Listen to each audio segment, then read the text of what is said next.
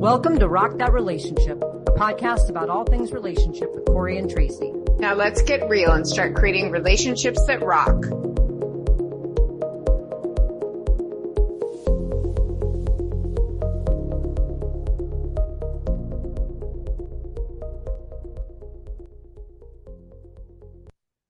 Welcome back to Rock That Relationship. In this season, we're talking about dating, all things dating. And of course, we can't have a season unless we're going to talk about the first date. Oh my goodness. Sometimes you have a first date. It leads to a great relationship. And other times you have first dates that, well, in my case, I ended up writing a book about a lot of weird first dates. So, you certainly can, and then of course, everything in between, right? So Tracy, let's talk about first dates. Okay. Okay. I want to ask you just to think generally. Out of all the first dates that you've ever had, would you generally say most of them were good or most of them were sort of, ooh, run? What would you say? Well, I would say that 99% of them turned to long-term relationships. So, yes, that was, or at least like a year or so, or several months, or what I thought would be longer. So yeah, like I said, I don't really go out with anybody unless I already know that I like them. So I'm kind of peculiar in that way. So have you ever had a first date where someone like came up to you, you didn't know them, and they're like, you talked for a few minutes and they're like, I'd like to take you out on a date? Or did you really know everybody before you actually went out with them? No, I knew I had either met them like through work or something. So by the time that we did go out, I already knew them. Or I think I talked about this in another time, but like on a blind date one time, that was just weird because that person didn't talk at all, which was not comfortable for me. But, yeah, like kind of my first dates, I already know that I like the person. Yeah. So I'm kind of an anomaly, I guess. Yeah, you are. Well, when we talked, like about dating apps and things too, where, even a date on a dating app, you've sort of been chatting with someone for a while enough to know that you probably have something in common to go on a date with them, Yeah, like a couple of people I actually had met, the one I married later, and then the one that I dated for 8 months that you met. We actually talked for quite a bit before we actually went on what would be considered a date, but I was living in one, I was in Wyoming, the other one was in North Carolina, and then when I was in Tucson, the other one was in Phoenix. So one was many states away and one was like an hour and a half. So there was a lot of talking that happened before we actually met in person. Okay. So you've never had that, like you're at a bar. Well, first of all, you're not going to be at a bar, but you would be at a bar. And no, I've been at a bar. And they're like, I did do hey, that once. What's up? Hey, you want to, I just stole the stars from the sky and put them in your eyes, or some cheesy line like that. You want to go on a date? No. I've been in many bars, many bars. And I have had some interesting experiences, but, I did go one time with a person that I met online. It was very brief. We went to a bar. She said she didn't know what a cocktail was. I went to the bathroom and called my best friend and said, help me get out of here. I'm like, I don't care if you drink, but you don't know what a cocktail is. I mean, I'm sorry. Like, where do you live under a rock? So I actually left. I literally went to the bathroom immediately and called, and I was like, what can I say? I've got to get out of here right now. I can't do this. This is too weird. Like, I have to have something in common with the person. And one of those things would be like a knowledge of, general things happening in the world. Or like basic dictionary definitions, apparently. Yeah. All right. Well, when I think of my first dates, so I've had a couple, online ones where, we've ended up going out on a date, and it was like, I didn't know them and then hadn't, met them prior to the date. I mean, other than going through the apps or maybe messaging or even maybe a phone call. So I've had a couple of those. Most everybody that I've also been on dates with, they've been people that I've known. And so it was not like it was kind of not like an awkward first date, but I will tell you some of the ones through the apps were like, even though I thought I knew some people, they were very, very odd. I had one, lovely lady. We'd been communicating back and forth via email. She was super nice. We were going to meet up and go on a hike. And she told me she was like this avid hiker. And I was like, oh, this is perfect. And, she told me, she said, why don't we meet at my favorite trail? and said, okay, cool. Cause I was from out of town and I'm like, okay, I'll just GPS it. So I made it to the trailhead and she wasn't there. And then finally, about 10 minutes after she was supposed to be there, she texts me and says, I've been driving around and I cannot find the trailhead. And my first thought I is thought it like, was her favorite trailhead. exactly, right? This is your favorite trail. Like, why are you not, like, why could I find it on the GPS around town? So then she finally gets there and she gets out of the car. And I swear she literally looked like she walked out of an REI dressing room because like nothing was broken in. Like the boots were new, the jacket was new. I was like, this lady does not hike. And it was very clear she didn't hike. And so, I was on this date with her. She was nice, but I was like, oh my gosh, what am I doing?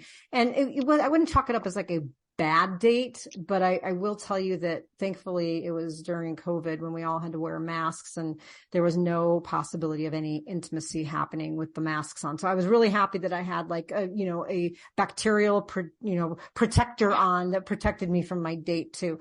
So I've had a couple odd ones. Again, nice lady, but nothing really there. I haven't had any that have been like super red flags.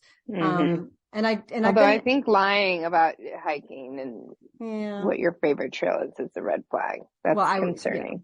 I would say not in a serial killer way. But if you were a woman meeting a man, you should not meet at a hiking trail. That's for sure. Well, I probably shouldn't have met anybody at a hiking trail because we were the only ones there. It was like a rainy, dark day. And I was like, oh, I don't know what we were thinking, but now I know. So, all right, let's get into some kind of thinking about the dating life cycle, right? So asking someone out on a date, have you ever asked someone out on a date, or have you been mostly the recipient where someone else has asked you? Both. I've had both experiences and, yeah. Okay. My experiences have been somewhat odd, so I don't have typical experiences. I have just been at a party, met somebody, who was the hottest person at the party? And so I asked her out. And that was great. She was the one I dated for 6 weeks. And then I met on the first date with her. She was like, let's go meet my friends for pool. And I was like, okay, cool. And then I ended up dating the friend of her girlfriends for 8 years after that. Yeah, I remember that story. Yeah. But I did date her for 6 weeks first, and that was fun. Okay. But her neighbor upstairs was really into her and really like trying to get with her. And so she won. But that was fine because I ended up in an 8-year relationship with somebody else who's a very, very good friend now. So it all worked out how it should have. But I never really was like an ask her out, or like I kind of always was like, every time I've been single, I'm like, I'm going to be single forever. And then something just somehow I end up meeting people, and then it's all done. It's over. Yeah. You go from zero to relationship. So I think it's ironic you and I are doing this season on dating, because dating is a very, very small blip in the middle of the I'm single and I'm in a committed relationship. Yes. Yes. So I've hardly ever asked anyone out. I think I've been asked out most of the times that I've, gone out, or I've fallen into a relationship with someone maybe that I already knew. But I did ask out my current partner. Yes, you did. And that was an absolute hot mess. It was embarrassing. It was absolutely embarrassing. It was nothing on her. It was all about me. I was just absolutely embarrassed. But look, it worked out. It worked out. She said yes. I mean, now she knows at least that I'm neurotic, because it came out during my Ask Me Out, where I had rehearsed the line over and over and over. And it was, would you like to explore something beyond friendship? And it did not come out like that. We were in the middle of just had had dinner, and I said, so what's going on here? And I started throwing my hands on like these like ridiculous nonverbals that look like karate chops. And she jumped up. So she's like, oh my God. Like, what do you mean what's going on here? And I'm like, between you and me. And I pretty much must have like not wanted to date her or something, because I don't know who would have done this but me.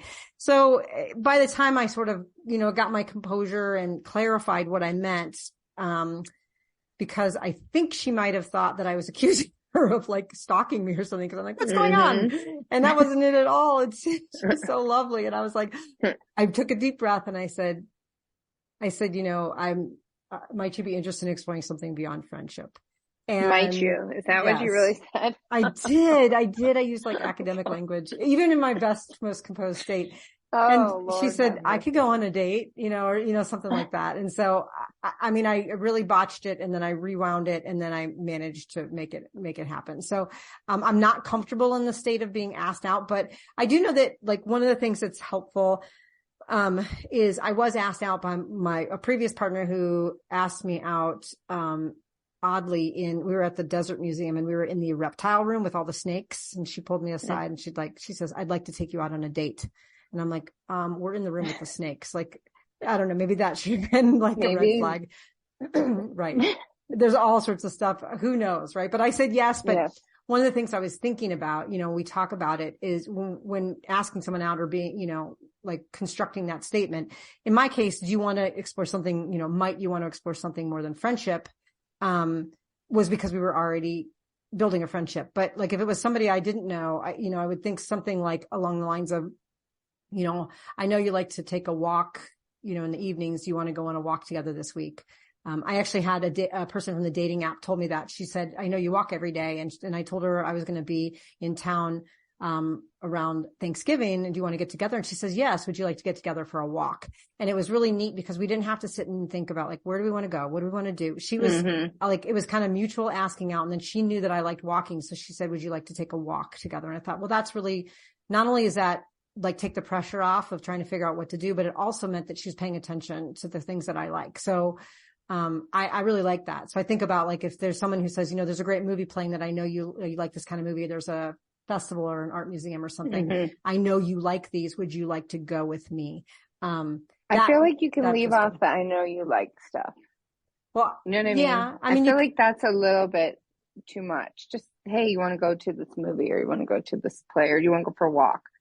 Maybe. I mean, I like that like the one woman says, like, I know you like to walk a lot. Would you like to go walking? I like that because it paid attention to me, like, as opposed to just like, hey, you want to go on a walk?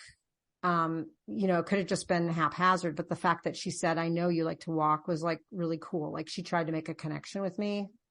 So listeners out there, if you're going to ask Tracy out, do not say, I know you like to ... But me, please say, I read your profile and I remember all these things about you. I know you don't like olives, but would you like to get pizza with me without olives? I would be so enamored with that. So that's why, because you feel like they're paying attention. That's interesting because I just sent somebody a message and just to hang out. I don't know what it is, but I was like, hey, you lived in LA and I really want to talk about that. Like that's something that I'd like to do. So I feel like, I clearly paid attention to things that we've talked about, right? I just think the wording, but if you got to be awkward, you got to be awkward. Well, I'm queen of awkward. So, but what you're talking about too is still like finding that connection. It's not just randomly like, hey, I want to go out with you, but like, hey, would you like to do this? But I've done both. I mean, at that party, I just straight up said, you want to go out? Yeah. Bam. It worked. But I find the most direct route works the best. Yeah. Just, maybe tone it down a little bit, but like, I just don't have time for playing around. So I'll just ask straight up, Well, in the person I asked and did my karate chop thing with, my current partner, the first time I asked was, would you like to, spend some time out? We were hiking every week. Would you like to spend some time outside of hiking? Maybe go do something. And then I left, she said yes. And then I left there and I'm like, I don't even know that I asked her on a date. Like what I probably should have said is, would you like to go on a date with me? And we could go to a restaurant. But does one need to be so clear? Yes, because we had no idea whether that was a date or not. Like none. Does it matter? It mattered to me because I didn't know what if she was into me or not, or what the expectations were. I like the clarity. I like to know, especially, given that I have so many lesbian friends and we all ask each other to hang out all the time. Like when you ask me to go on a hike, I'm not thinking, I wonder if Tracy thinks this is a date or not. But I wonder if you did at first. What if I had, you know what I mean? Well, I mean, I could have, I could have, but what we talked about was nothing that would lead me to think that. But with this person, I was just like, I don't know. It's sort of an ambiguous situation. So my previous partner did the same thing. While she didn't ask me, to do something specific while in the reptile room, she did say, I would like to take you out. I want to go out on an actual date with you. And then I think she repeated it like a date. Like, we've been hanging out a little bit, but I want to go on a date. And then I was like, okay, she's interested in me like that. And I like that. Why were you guys at the Desert Museum anyway? Like, was that a date? No, we were on a meetup group, and a bunch of us went to the Desert Museum. Okay. So, yeah. But I've been hanging out with her. So she wanted to do something that was outside of like a group situation. Yeah. And to have clarity that it was a date. Right. Yeah. I see. So, okay. So we've gotten to the point where we've asked somebody out on a date. You've done it in a very direct, kind of nonchalant way. I've done it in an incredibly awkward, clarifying way, but each of us have a date set up. So let's let's go down this road. We have our date set up. So before the date, what kinds of things do you do to kind of prepare before the date? I might take a shower and brush my teeth. I might try to look nice. I get my best flannel shirt out. And your Kohl's No, shorts. I don't wear flannel. I've never worn. I actually don't like flannel. I wear plaid, but I'll get my nicest plaid or my nicest hoodie, and maybe get my Vans looking like clean, because sometimes they get dusty looking. So that's what I'll do, and then I just go. I'm not big on like worrying about what other people think. You know what I mean? Yeah. Like, I feel like if the person's going to like me, they're going to like me. They have to like me, not, what like I could be. But I also don't wear makeup. I don't, I put product in my hair because I like it. And that's about it, I mean, of course, I'm going to take a shower and brush my teeth and put on deodorant. Of course. I mean, you want to be clean, right? Do you do any planning though? Like the day before, do you like stake anything out? Do you kind of think about Girl, have you ever met me? I know. I'm only asking you so that I can, it's almost like cross-examining a witness right here so that you can state the obvious for our listeners, because I know this. I do nothing. I do nothing to prepare. I like it to be organic. I like everything to just happen as it should, like unfold naturally. If I plan something out, I don't know. I rarely planned anything in my life, so I guess I don't even have the concept of planning. Now, how do you do it, Corey? You're going to be cross-examining me because you know the answer to this. I plan everything. I make sure everything is all ready to go, that if we need reservations or if we're going to go somewhere, I look and make sure that the hours that they're open, where there's parking. I make sure we have our meeting place confirmed. I've made dinner. So I'll make my whole shopping list and go out and get everything to make exactly the dinner I want. And then I might text a day or two before and just say, I'm really excited, or like looking forward to seeing you. I always try to get there early, like whatever it is that I'm doing, like if we're meeting up for something, and always being in communication. If there's something, like one of the things I did like about the lady who didn't hike that met me at her favorite hiking trail was that I had apparently also agreed to go to lunch after the hike, which by the time the hike was over, I was so ready to jump in the car and head out. And then she's like, all right, do you want to follow me for lunch? And I was like, oh my gosh, I forgot. But she said, I know you love Mexican food. And I found a great place that has really high ratings, and I've always been wanting to try it out. And I thought maybe it would be a good place to go. And I actually was really, that made me feel good. Like she paid attention again. And again, while there wasn't a connection, I like that little detail. So I like to do that on my end if I can too. So a lot of planning, but I also like a lot of planning. And I would imagine that you probably would be overwhelmed if someone got into that much detail to plan out a date for you, or very, very much. I would be. I don't think that would be comfortable for me. Interesting, right? We're different. Wow.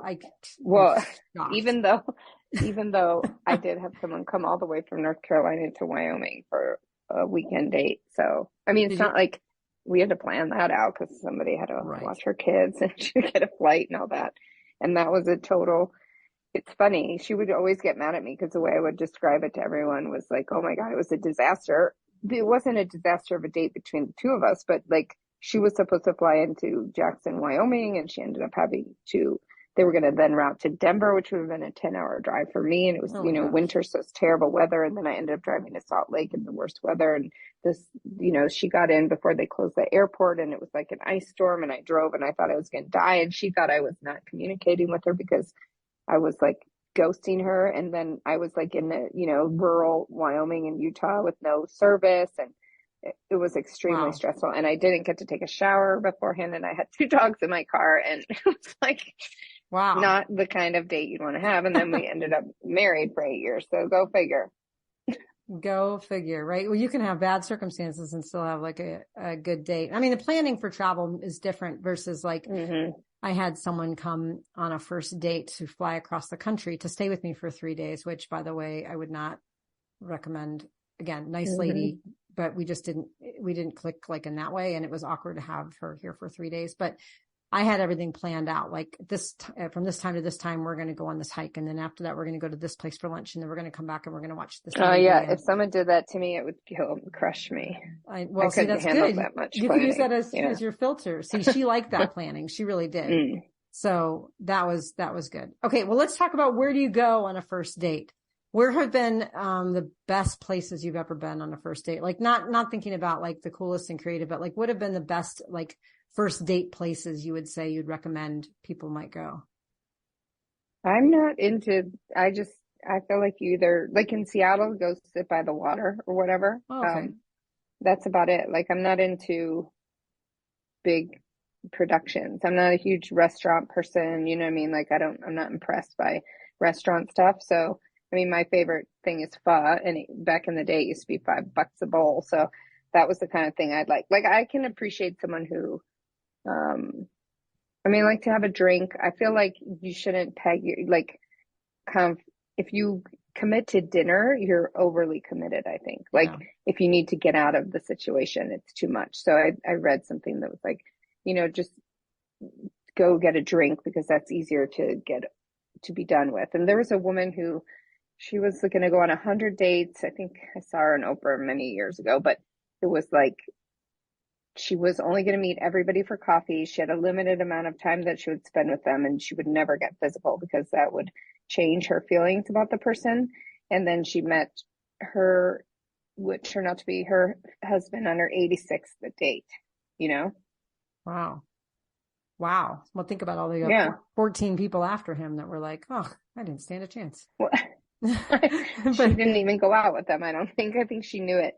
And if you think about that, by meeting 86 people, you pretty much probably have filtered out what you want and don't want right away, by the time you meet them. And I think that's good. Like, I think personally, like I said, my dates haven't really they've been like entire weekends from another state and somebody I was in school with. So it was kind of already, that kind of already happened. The attraction and all that was already known before we went out.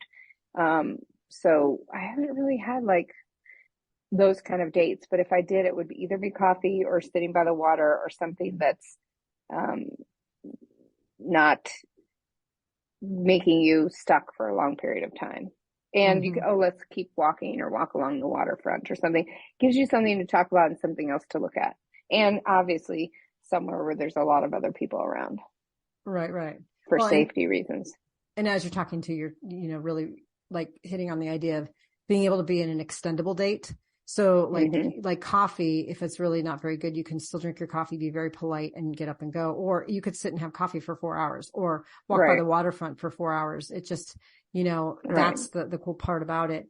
I mean, like I would say, I would say things where you can, of course, you leave whenever you need to, but also, doing something that's fun, like an activity that you both might like. I don't think going to like a movie or a show or something or a concert where you can't talk. I think that's tricky. I don't really like those, but where you can talk and you're doing something that you both enjoy.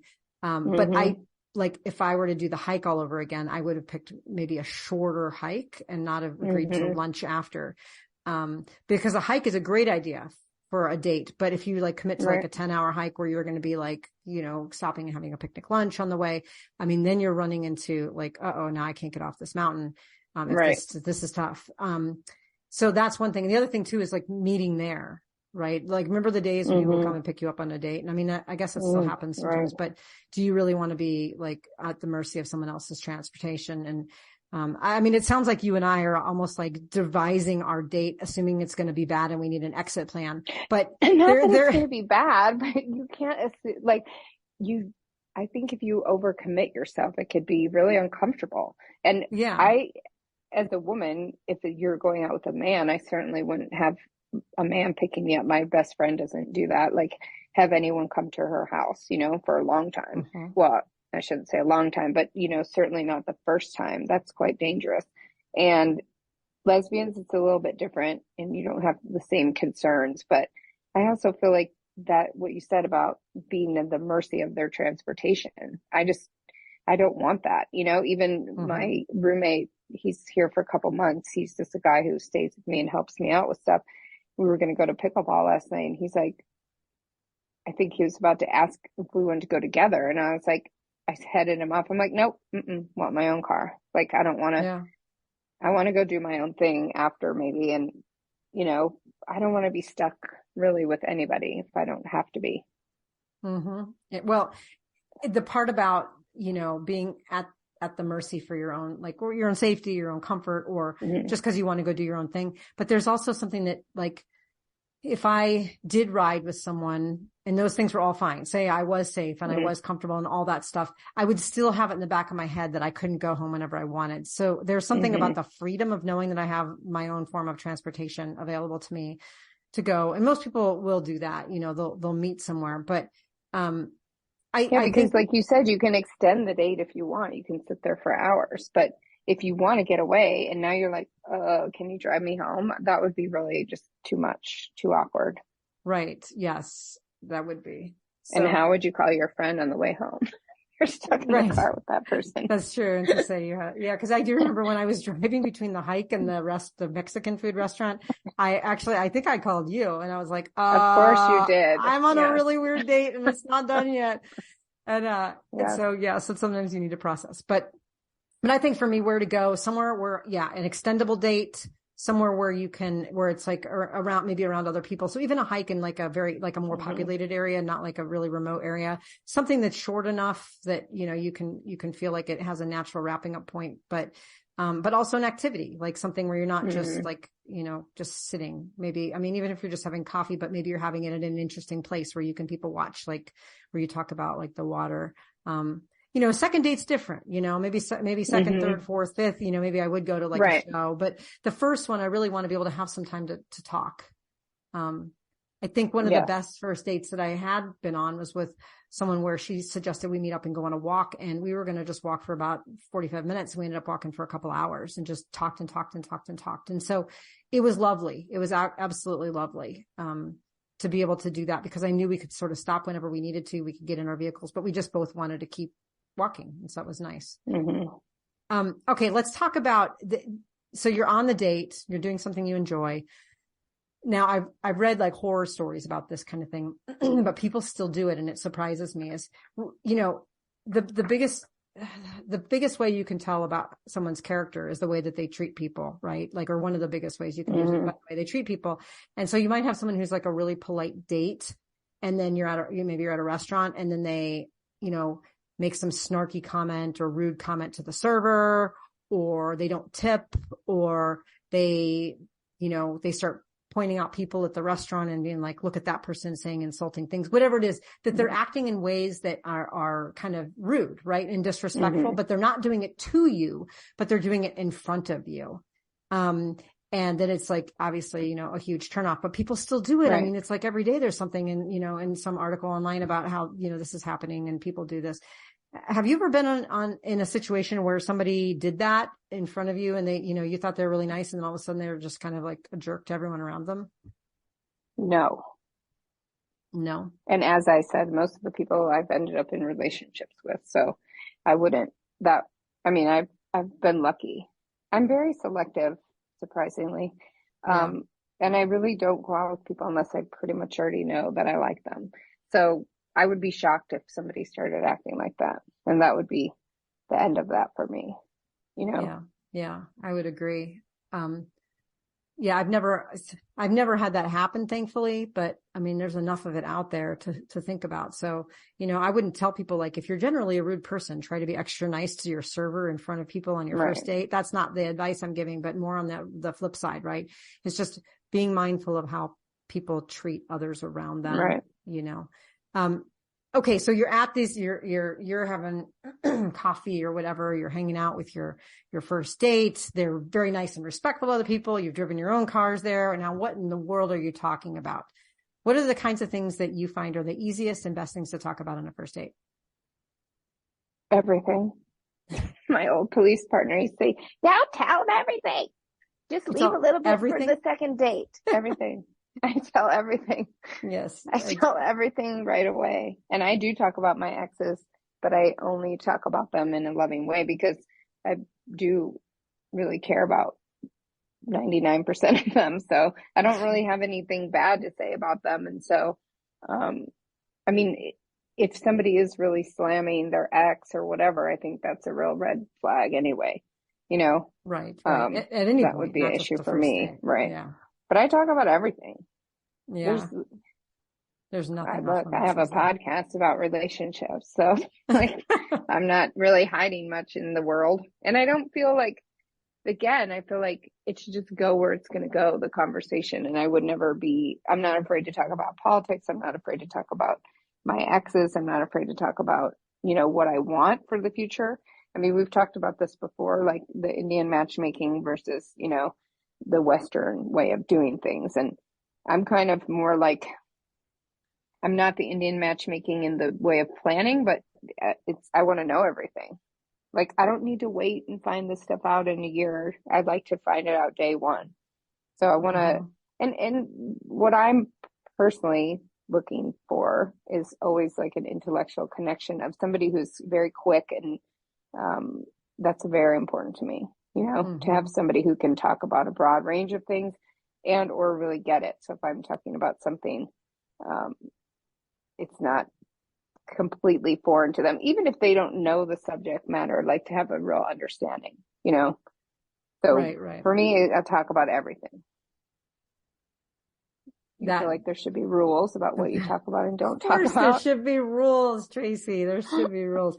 One of the things that I like to do or try to do as much as I can, particularly if it's like the first date or getting to know someone, is to try to be more interested than interesting. That basically like asking a lot of questions, not in an interrogation kind of way, but in a curiosity kind of way. So that it's not just me talking and just, droning on and on about something, but being able to like ask questions like, what do you like most about your job? Or, not just like how long have you lived here, but like, what is it that you like so much about living here? Or, things that kind of get to a little bit of a deeper level than more just information exchange, but more like just kind of get an idea of who the person is. And then it usually falls into like more of a dialogue where I share more about myself too. But, I like that because that feels organic to me, because I could say something about, what is your favorite part about living in Tucson? And someone might say, I really love the food. And then I might ask them like, oh, what's your favorite kind of food? And then next thing you know, we spend the next half an hour talking about enchilada recipes, which I didn't anticipate. Right. But that's where it feels organic for me. I actually had a first date phone call. I guess it wasn't really a date, but it was kind of like we had been messaging for a while, and then we ended up on a call. And this woman just kept asking me all about my ex. And so it wasn't that she was talking about her ex, she was talking about my ex. And I was like, okay, finally, I actually said, really, I'd love to spend our time talking to each other about us, right? About who we are. I'd love to get to know you. And, maybe we can, put this subject matter on the back burner for now. And she was not having it. She wanted to ask me lots of questions. And, but I thought it was interesting because I obviously, if I wanted to talk about my ex, I would, be talking to my friends, my therapist, or my ex, right? And that person wouldn't be my ex. But I agree with you. Like, there's loving things to say about your ex. Like, I don't want to not acknowledge their existence, and mention them, but if I go on and on too much about how I really, my ex is my best friend, or I love my ex so much because of this, or we had so many fun times, that person might get turned off too. So I just usually just veer away from it. I don't avoid it. I just don't bring it up, at all. So interesting. I feel like it's such a part of my life story, Well, you also women are have friends been with very your exes. integral, right? And women are like my life. Yeah. Yeah. You know what I mean? Like, I really honestly believe that they've been the best and the absolute worst thing that's ever happened to me. But like, I don't know. It's like, I feel like that's such a huge part of my life.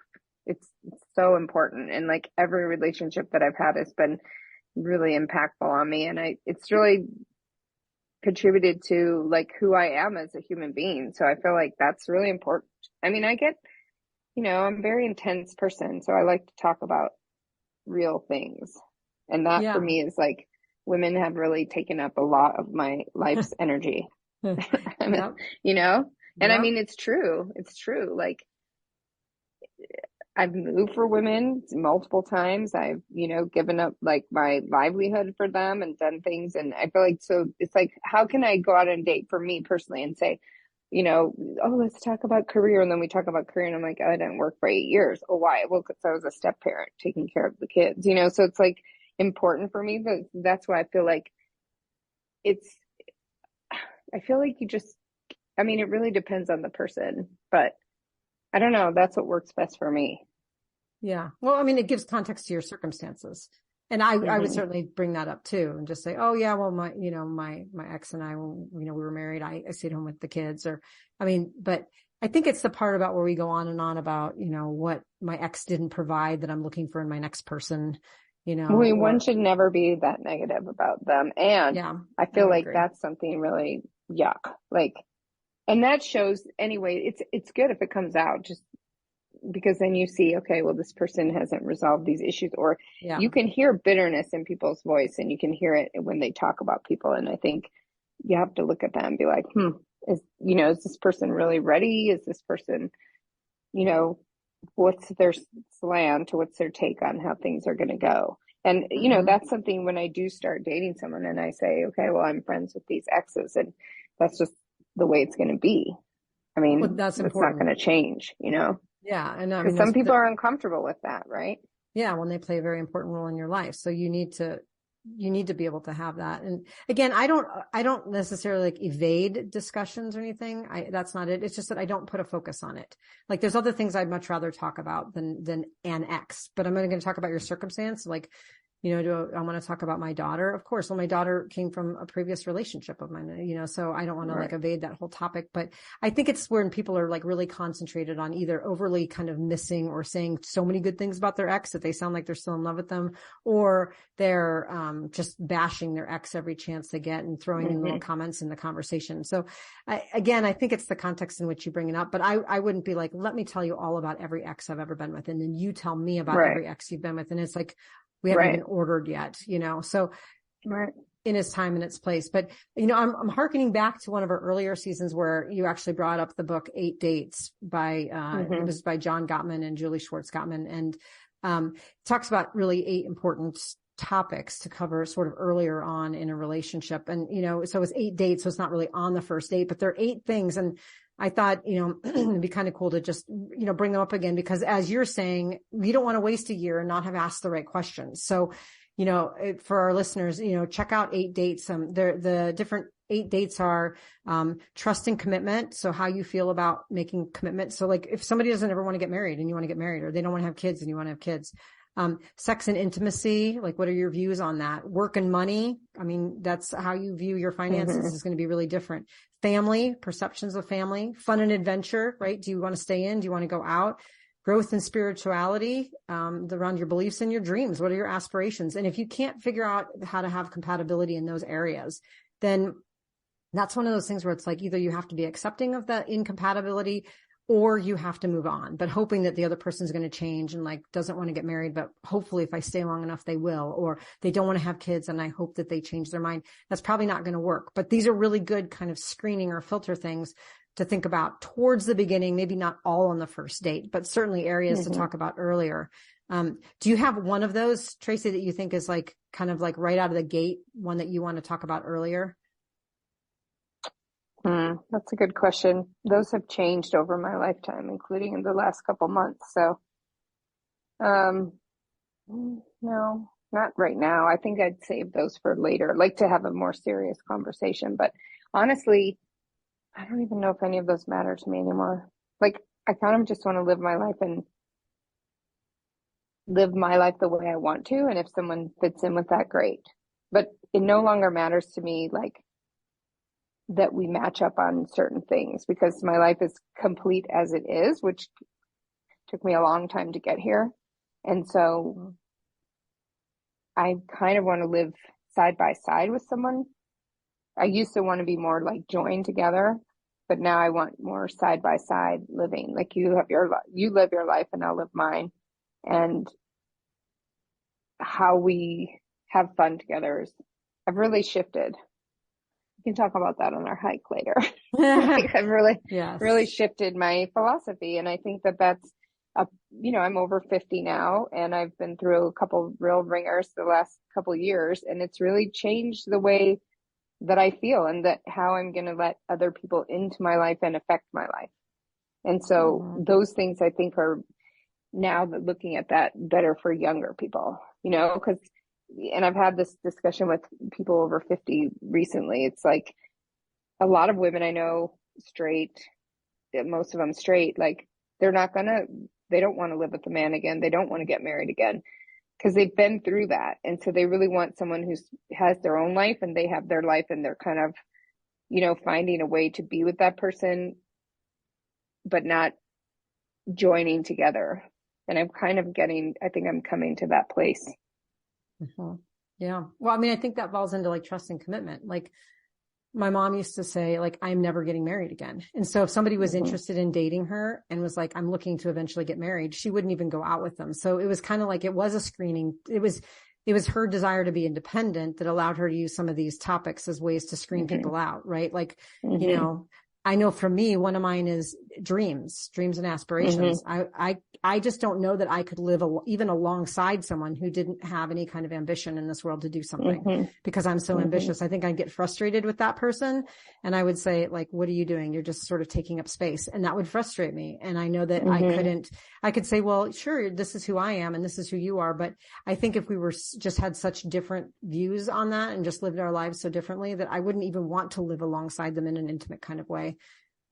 If we weren't aligned, but I mean, but I think this is good because even if these are the 8 dates, maybe they're 8 dates you have with yourself first, right? And you figure out what do you think about these things? And then you can certainly think about to what extent are some of them more important than others. Let me ask you a real quick question, totally off this subject, but still talking about what you talk about on a date. Do you ever make flirty comments on dates? Like your first date, or is that kind of like too much? Girl, have you ever met me? Of course I do. Yes, I do. Okay. I don't make any flirty comments. Mine come off flirty just because I'm so awkward and they're not intended to be flirty and then they're flirty. I get kind of uncomfortable with that early, but you do. Okay. It's so good that we are found a friendship, right? Instead of dating because we're just not in the same place. Okay. All right. Let's shift forward to saying goodbye. You're ending the date. For me, I had the date where I had my COVID mask on. I was so happy. She leaned in for the hug and I knew there was no way that we could have a mask kiss. So that was good. Do you kiss? Do you believe in it's okay to kiss on the first date? Yes, absolutely. And a lot more. I knew you were going to say that. I was like, why did I even ask that question? I take it to a whole nother level. I don't have an issue with that. So I don't even know that I've ever, I think I probably, I mean, like I said, some of the people have just transitioned from friendship. So that didn't feel like a first date per se, but on like actual first dates, maybe a kiss, but that's kind of pushing it. A hug. I usually do a hug. I don't do a handshake or a high five or a fist bump. I will hug. That's good. That's nice. Well, it was funny because when I went on that date with the woman who asked me to go walking, she actually hugged me when she met me, which was like, oh my gosh, are we going to have to escalate this at the end? Because the hug was the start. And I was like, oh gosh. Oh my God. That's hilarious. Yes. We're radically different in that way too. We are radically different. Okay. So you said goodbye. You've kissed plus maybe more. I've hugged. After the date, how long do you wait? If you really enjoyed the date, like if you want to go out again, how long do you wait before you reach out again? Maybe either to ask for a date or just say that you enjoyed yourself. I just say it right then and there before we part ways. But do you like follow up like later do you wait like later that night and you just say, I want to just say thanks again. I had so much fun, or what happens next? Well, again, there's usually not like a parting of the ways that night. So I just continue the conversation. I just, like, I pretty much have ended up in a relationship with everyone I've dated. I've gone on a date with, so therefore it's just kind of like, oh, okay, Yeah. it just kind of goes naturally. I don't know. I wouldn't wait. I just don't believe in waiting unless if I'm already uncertain, if I was uncertain and like, oh, I'm not sure about this person, then I'm not even going there. Just not interested. And that's when the way that my weird way of doing that is to just start talking about either somebody else or something. I make it really clear, like, I'm not interested. I just have to be like, that's why I don't really go out with people that I already know. Like, it has to be somebody I really know that I'm going to like. So yeah.